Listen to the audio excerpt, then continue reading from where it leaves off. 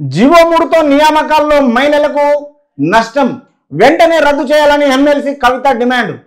బంజారాహిల్స్ ఇందిరమ్మ రాజ్యం పేరుతో అధికారంలోకి వచ్చిన కాంగ్రెస్ పార్టీ తెలంగాణ ఆడబిడ్డలకు తీరని అన్యాయం చేస్తుందని బీఆర్ఎస్ ఎమ్మెల్సీ కల్వకుంట్ల కవిత ఆరోపించారు.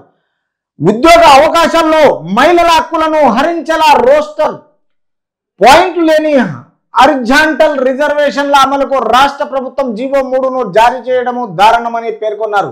వెంటనే ఆ జీవోను ఉపసంహరించుకోవాలని డిమాండ్ చేశారు. ఈ మేరకు సీఎం రేవంత్ రెడ్డిని ఆదేశించాలంటూ కాంగ్రెస్ అగ్రనాయకురాలు సోనియా గాంధీ జాతీయ అధ్యక్షుడు మల్లికార్జున ఖర్గేలకు లేఖలు రాసినట్టు తెలిపారు. సోమవారం తన నివాసంలో మీడియా సమావేశంలో కవిత ఈ వివరాలు వెల్లడించారు.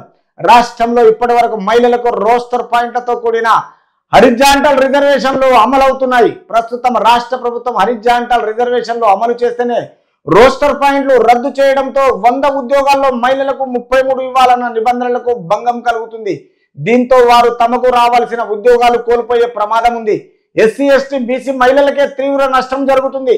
కనీసం 16 ఉద్యోగాలు వెంటనే ఒక ఎస్సీ మహిళకు ఉద్యోగం వచ్చే అవకాశం ఉంటుంది అని వివరించారు. రాజస్థాన్ పబ్లిక్ సర్వీస్ కమిషన్ కేసులో సుప్రీంకోర్టు ఇచ్చిన తీర్పును తెలంగాణ హైకోర్టు సమర్థించిందనే రాష్ట్ర ప్రభుత్వం సాకుగా చూపిస్తుందని దాన్ని అంగీకరించబోమని గత కేసీఆర్ సర్కార్ అప్పట్లోనే హైకోర్టు తెలియజేసిందని గుర్తు చేశారు. సో కల్వకుంట్ల కవిత గారు ఏమంటున్నారంటే జీవో 3తో నియామకాల్లో మహిళలకు నష్టం జరుగుతుందంటుంది. ఎందుకంటే ఈ విషయంలో అమ్మగారు 2014 జూన్ 2 నుంచి బైఫర్కేట్ అయినప్పటి నుంచి స్టార్ట్ చేస్తే ఆమె చేసిన అరాచకాలు మామూలుగా లేవు. ఆమె మాటల్లో ఎట్లా ఉంటాయంటే చురుకుదనం, తర్వాత ఆమె చేసేది ఎక్కడ ఏం చేస్తుందో అర్థం కాకుండా ఆమె అవసరానికి చేసుకుంటుంది. ఈరోజు ఢిల్లీ పోయి లిక్కర్ కేసులో ఉండి అరెస్టు చేయకుండా ఈడీ వాళ్లకు ఎదిరించేసి 35% మహిళలకు రిజర్వేషన్లు కావాలని కోరింది. అంటే ఆమె అరెస్టుకు వచ్చేస్తే ఆమె అవసరానికి, ప్రజల గురించి కాదామె చేసేది, తన అవసరం గురించి.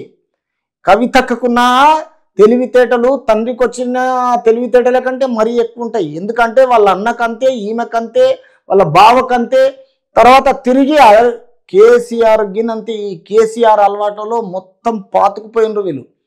ఆమె అవసరానికి ఈడీ అరెస్టు గురించి 35% మహిళలకు రిజర్వేషన్లు కావాలని ధర్నా చేసింది. అంటే ప్రజల్లో చైతన్యవంతం తీసుకురావాలి, గొడవలు సృష్టించాలి అనే టైపు. ఒకప్పుడు ఎలా అంటే కేసీఆర్ చేసిన పనులలో సగం పరిపాలన మొత్తం ఈమెనే ఎక్కువ చేస్తుంది. ఎందుకంటే మహిళా రిజర్వేషన్లు ఒకటి, తిరిగి ఇక్కడ పూలే విగ్రహం గురించి ఆమె అధికారం ఉన్నప్పుడు ఏ రోజు అడగలేదు, ఏ రోజు రిజర్వేషన్లు అడగలే, మహిళల గురించి అడగలే. బతుకమ్మ పేరుతో మొత్తము చీరల గురించి బిల్లులు పెట్టుకోవడం జరిగింది.